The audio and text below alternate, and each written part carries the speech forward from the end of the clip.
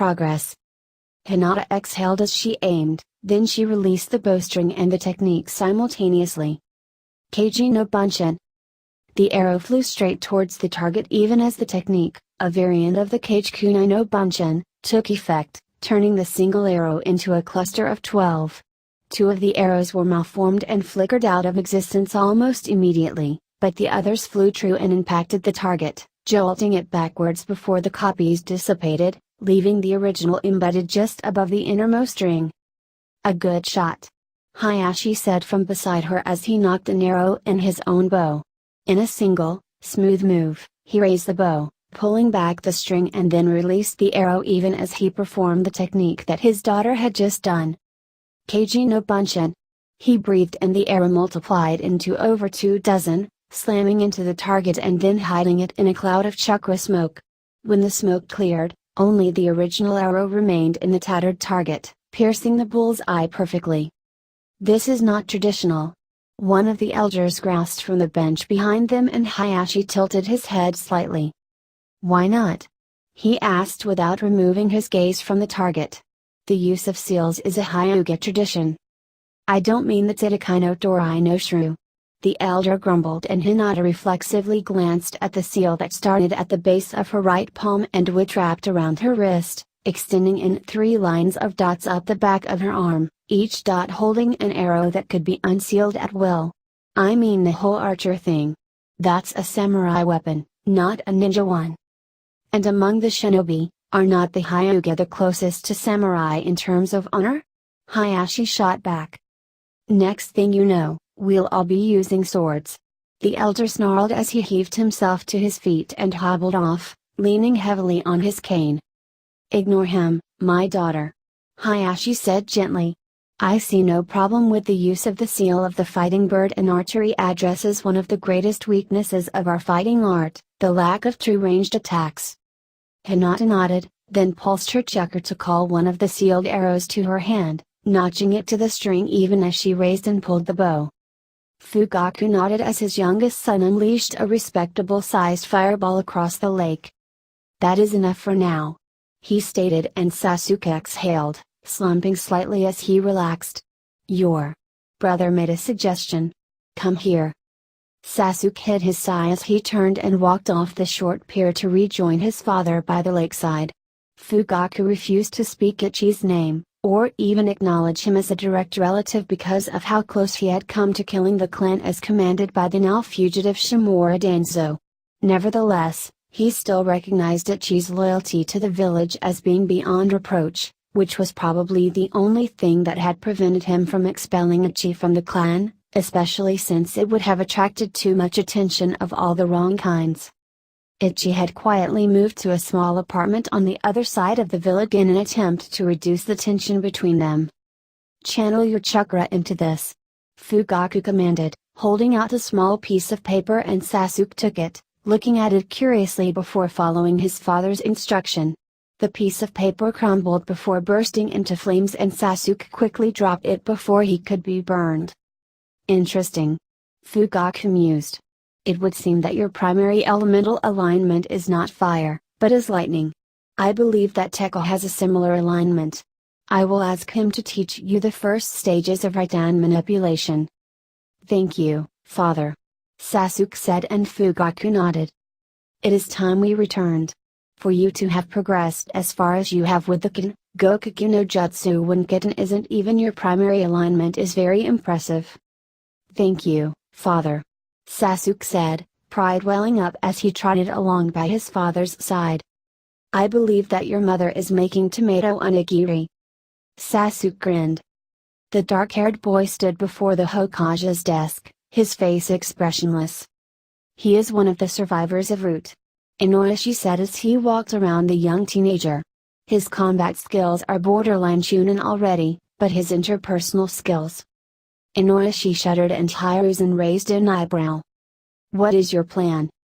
I don't really have one, Inoishi admitted. Between undoing the programming that Danzo subjected his NI agents to and reabsorbing them into the standard shinobi ranks, we're having to assign them mentors to help them get used to doing more than just emotionless killing. I simply don't have enough people available.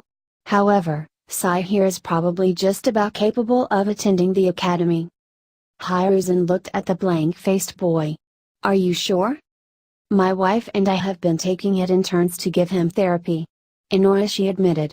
However, we're starting to hit the point of diminishing returns. It doesn't help that Danzo somehow managed to burn the records and take most of the more technically adept members with him too. Wherever. Danzo is a threat, wherever he is. Hiruzen admitted. But we are getting off the subject. You wish Sai to enter the academy? Yes, Hokage Dano. Inoishi said formally. Preferably in the same class as my daughter so that she can keep an eye on him. Hiruzen nodded slowly. Very well. Shikaku sighed as he read the reports from the academy.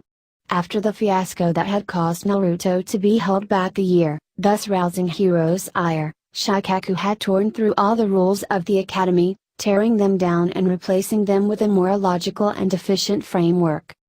The same highly uncharacteristic burst of energy had also spilled over into improving the curriculum. Fortunately for him, Akimaki Choza had agreed to take over as the new head of the academy, Inoishi being too busy with the T&I section, and although he wasn't as intuitively brilliant as Shikaku, Choza's hard-working ethos allowed him to do the job far better than Shikaku could have done. Unfortunately, the setup meant that he still had to go over the quarterly reports to check that everything was still going as planned and search for any signs of infiltrato. What was that? Shikaku reread the report, then cross-checked it against another with a frown. A quick check of the class schedules turned the frown into a scowl. Shika, what's up? Choza said as he ambled into the room and placed a bento box on Shikaku's desk. Naruto's class. Shikaku groaned. Again. Who is it this time? Choza asked and Shikaku pushed across a piece of paper before pulling the box to him and opening it. Choza picked up the piece of paper and read it. Toji Mizuki? Are you sure? No. Shikaku said, pausing just long enough to answer. But there are enough signs to make me suspicious.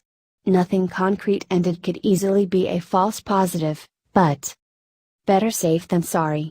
Choza agreed. I'll rearrange the classes to move him away from little Uzumaki.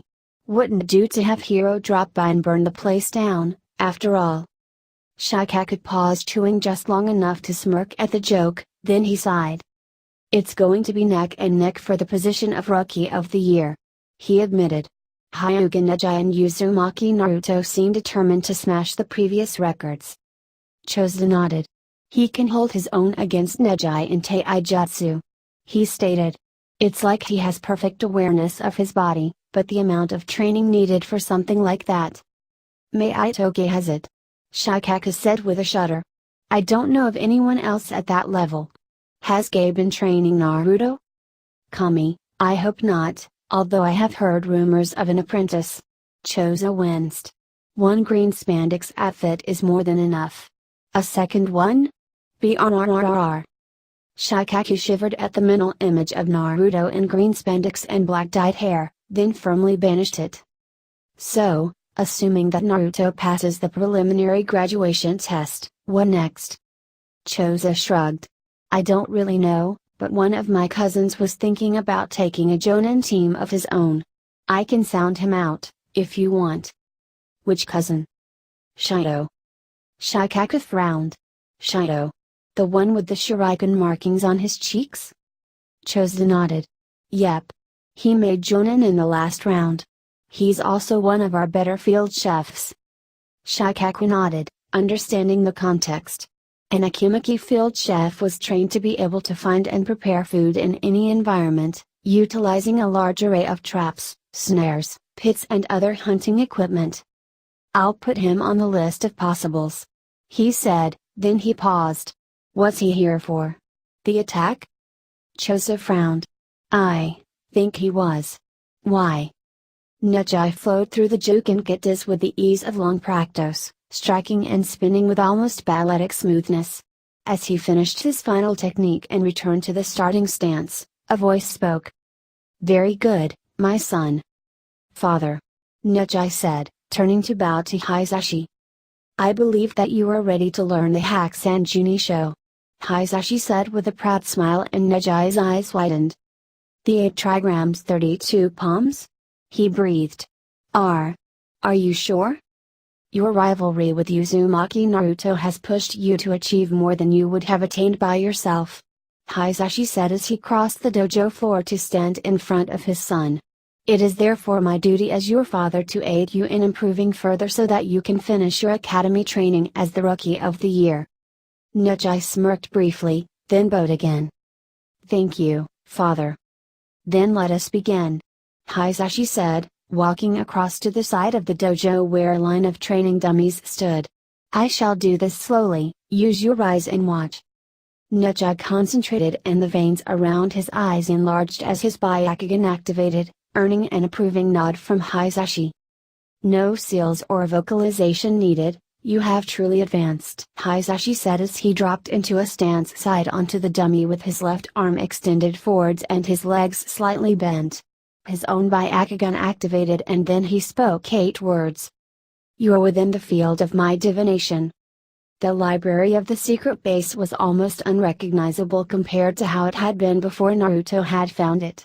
The shelves had all been replaced multiple times as Naruto's woodworking skills improved, and the addition of a dozen reading desks in the center filled much of the floor space, forcing the clones using the library to use specially placed boards to walk up the shelves and across the ceiling as they searched for specific techniques to research. The library wasn't the only place to have been overhauled. The abuse of Kage Bunshin had allowed Naruto to convert several sets of barracks into small but adequate apartments, although he didn't actually ask himself why he had done more than one until he had converted the final one of the 6 barracks. The armory had been sorted through and the damaged weapons sold to Tengen's father for scrap, being replaced with high-quality weapons that Naruto looked forwards to using after he graduated. The training rooms were almost constantly in use as the clones practiced the various Taijutsu, Kenjutsu and Shurikenjutsu styles found in the scrolls. Even the old experimentation room had been stripped out, scrubbed and turned into a medical room that the Konoha hospital would have approved of, with several clones overseeing the production of various medical creams and ointments. Naruto stood on the balcony overlooking the central hall and smiled proudly at the sight of all of his clones performing the tasks that would help him to become the greatest shinobi ever. And in a few more months, he would be able to take the next step by becoming a Chunin. Finally, Naruto turned and walked away from the bustling library, his brows creased in thought. Hiruzen was already asking him questions about where he vanished so often, and he hated lying to the old man. Maybe it was time for Hiro to make another appearance. Naruto suddenly grinned as a thought occurred to him. He knew where his father's old cottage was, a cottage that Minato had abandoned in favor of the Hokage mansion. What if he moved it? It would make a great cover for the main entrance to his secret base, after all.